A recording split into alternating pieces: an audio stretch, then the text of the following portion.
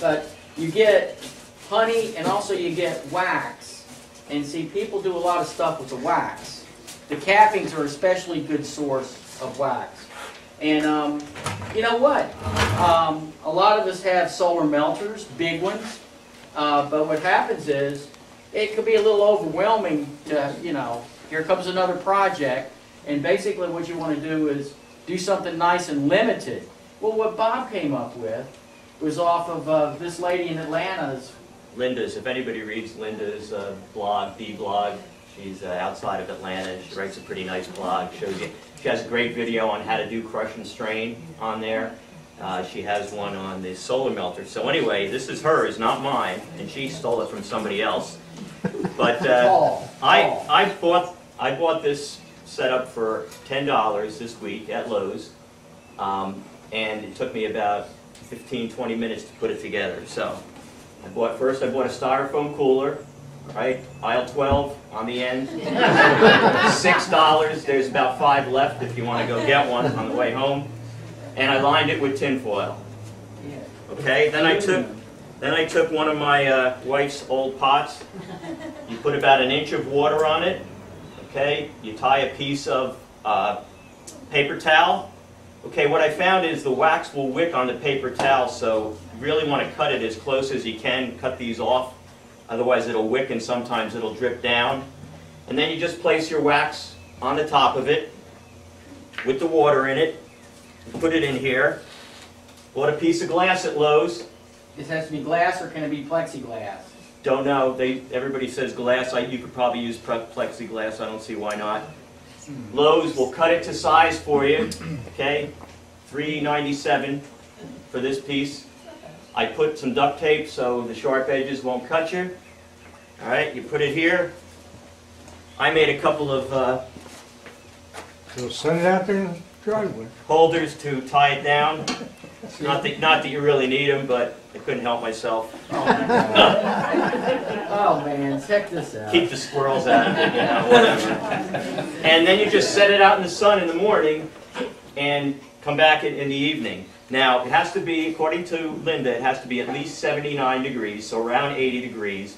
Obviously, you want to pick a nice hot day like today. You want to pick a 90-degree day when you're going to get full sun and just put it out there. So I just made this week, so I gave it a test.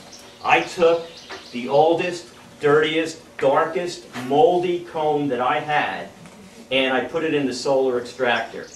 And at the end of the day, this is what was left, okay? And this is what I got out of it. Ooh, wow. That's at least candle grade. It's not the prettiest wax, but again, think about it. This is really moldy, oldie comb. Yeah. If you, the one I set it up now with is really burr comb, you'll end up with something that looks like this. Or this is from my crush and strain last year, which was pretty much nice clean comb, almost like cappings. So you'll get different grades depending on what it is. But it's incredibly simple. It costs $10, and you don't have to do anything. You put it out in the sun. You come home at the end of the workday. You look at it and you go, oh, nice. And what happens is the wax will float on top of the water, okay? And as it cools, it'll shrink away from the pot, and it just pops right out, comes right out. Clever. How much water are you putting in? She says 2 inches, so I put 1.5 inches, 2 inches, whatever. You just want to make sure that your paper towel doesn't sag down and get wet. She uses Tupperware, a plastic container. So you can use a plastic container. I just happen to have it. When I came home the first day and you touch that pot, it's almost too hot to lift. Yes, it's that hot. Now again, it was 90 degrees that day. It was sun all day. But when I came home and I lifted that pot up, it was almost too hot for me to hold. What was the paper towel again? Any kind of paper towel. Obviously, you want something that's a little more heavy duty so it doesn't break. But these are cheap paper towels. This is not Charmin or anything. You know, this is generic brand paper towel, and it held up. It did just fine. You put a rubber band around it. You can put she uses a rubber band. The problem is that rubber bands sometimes with the heat, they're going to go pow. So I tied it because she has some people that wrote back to her and said, hey, the rubber band doesn't work as well, so I use a piece of string. But like I said, the wax will wick, so you want to cut this as short as you can so it doesn't wick over the side. I actually put this out yesterday when we had about an hour of sun. It didn't do much, but at least it melted the wax together. So we're going to try this one today. And even if it does wick, you've got to make some stuff to start a fire. Well, and yes, you know what, actually, what Linda does is she uses the paper towels in her smoker to Right. start her smoker, Yeah. okay? Yeah. And So if you want to do she'll something, peel the crud off. right here. Yeah. And you know what you do? Go to the website, Google it, you know. And you know what? If this doesn't know, it looked exactly like what she did of a monkey's uncle. Actually, you could use that whole thing to use to start your fireplace in the winter. So also, this came off of her website. So this is how to do it. I made some handouts, about 15 of them. If anybody wants more, I think we can post this up on the website. But just show you how to set it up. It's pretty simple. Yeah. Paul's solar, what do you call it? Melter. Did you say the glass you got at Lowe's and they cut it for you? Yes, They did. they cut it there. I was surprised. Aisle 22. Remember aisle 12? 22. 12, 22, $10.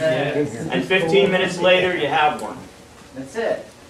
How do you like that? Most hardware Northwest. stores will cut that. What happens with all the honey? I thought, I've been saving all my wax. Some is just really gooey with honey. What happens with that? You really should wash the honey before the wax, the honey out of the wax. So again, Linda on her website, cold water, right? You don't want it to melt. So you just put it on cold water. She spreads it out on some paper towels with a cloth towel underneath it and leaves it out for a day or two until it's dry. And then puts it in. She also, I crumble mine up, I put it in the freezer and crumble it, make it in small pieces. She balls hers into big balls and puts it right on there.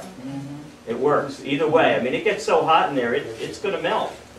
It gets just hot enough, which is nice too, because you're not overcooking it, but you're getting it hot enough to liquefy it so that it'll strain through. So that's a one-day process, you don't leave it out? Just like if you put it out at 7 a.m., by 8 a.m., like any p.m., you can take it and it's Yeah. done? Yep. Hey. I put this out when I went to work about 6 o'clock, and I came home about 6 o'clock, Right. and that was it. I probably was done well before that, but Oh, hey, what are y'all gonna do with all that wax now? What are you gonna do with it? What can you do with it? Wax my bowstring. Make candles? candles. How about cosmetics? You can also sell it. Yep. Yeah, you can make a good lip balm with it, can't you? Yeah. There's a great hand cream, actually. It's called Surgeon's Secret, that's made out of beeswax and I think mineral oil.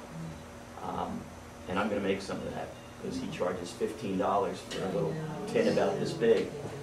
Mix a little with some lanolin. But it works really well. I think he puts just a drop or two of lanolin in there too. But it's hard. It's waxy. It's not soft like a lip balm. It's a little bit more firm than that. That needs heat. But it's nice. It works really well. All right, so now we got some, Next Yes. time, yeah. Yeah, but wait, we're gonna enter some into the state fair. And I'm going to stick this outside. I don't know. I think what you'll be able to feel is by the time we leave is that pot will be hot. Because I put it out yesterday for an hour and it was warm and there was no sun. Yo, Especially on that hot do y'all know why we're doing these hands-on job for the honey? Do you know why that is? Why we're doing this? Because we want you to enter your honey into this, to the Warren County Fair, and we want people to see at the fair. We want to see the presentation of products that shows that we got a live and viable business going here, that we're not about to disappear into the night. And you know what? And it also just gives a favorable light to the whole culture of beekeeping, to be able to present our products in a good way. Keith Teleplane talks about that in his book. And then, there's pride in your techniques and how you go about purifying the honey and so forth.